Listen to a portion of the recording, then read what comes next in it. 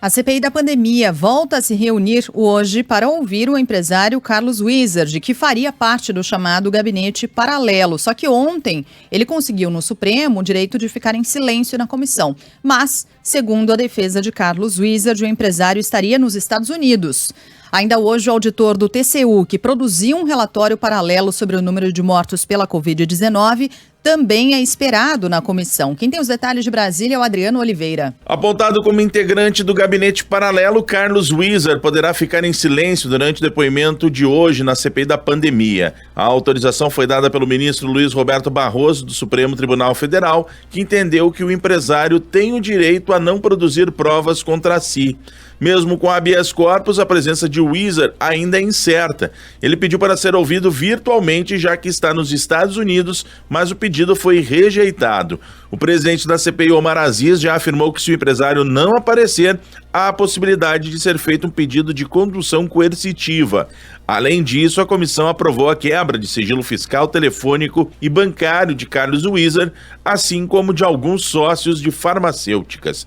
A intenção dos senadores é saber sobre um financiamento para a propagação de remédios contra a Covid e que não tem eficácia comprovada. Em outro depoimento marcado para hoje, o auditor do Tribunal de Contas da União, Alexandre Figueiredo Marques, também poderá ficar em silêncio na CPI.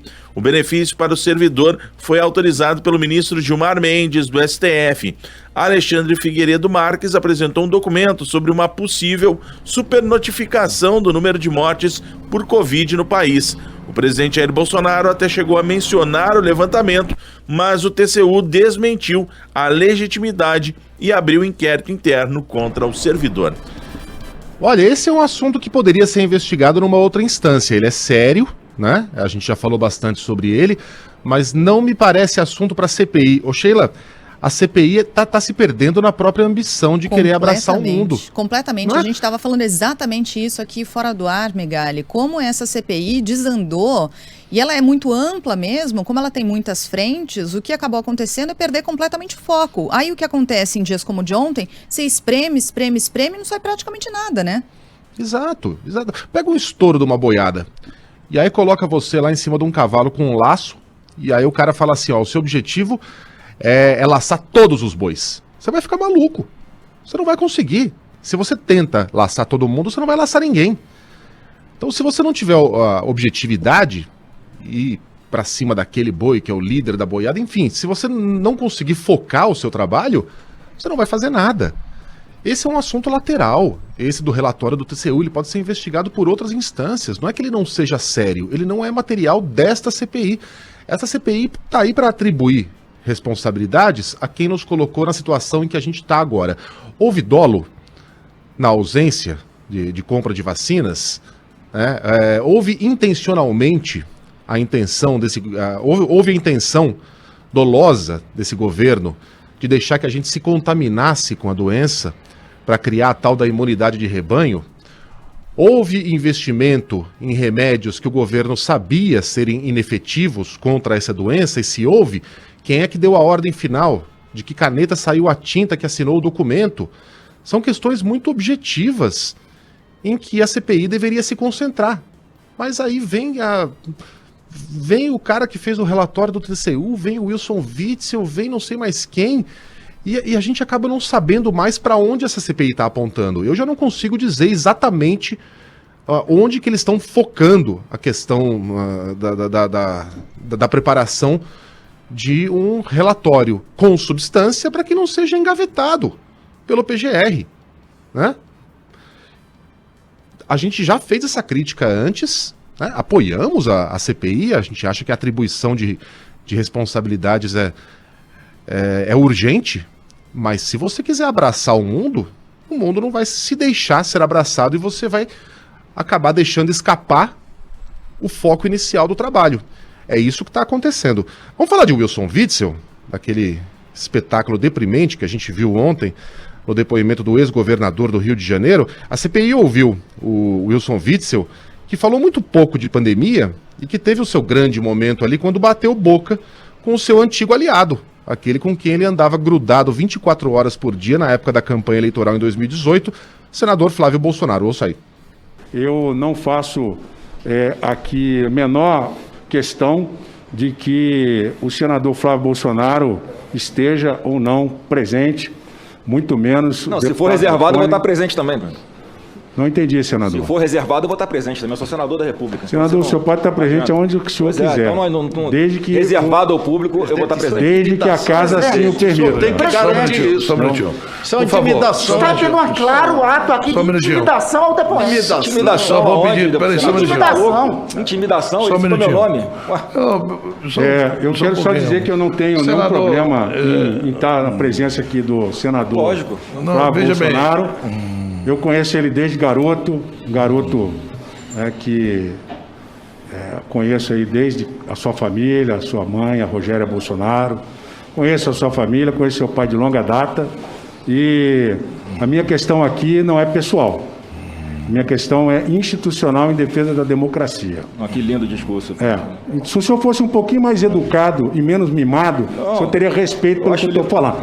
O senhor me respeita, senador. Experiência não tem a ver com idade. O senhor me respeita. O senhor me respeita. Aprendeu. Quando eu começou a CPI, eu tinha mais cabelo. Já perdi bastante, por favor. Eu não quero perder o resto. Ninguém é criança aqui. Por favor. É isso aí. O que ganhamos com esses dois bufões trocando ofensas? São farinha do mesmo saco, vem da mesma cepa. Andavam grudados 24 horas por dia e o que os desuniu não foi uma diferença ideológica. O Witzel não é um traidor, como Jair Bolsonaro também não é um traidor de Witzel. O que os desuniu foi a intenção clara do Witzel, né?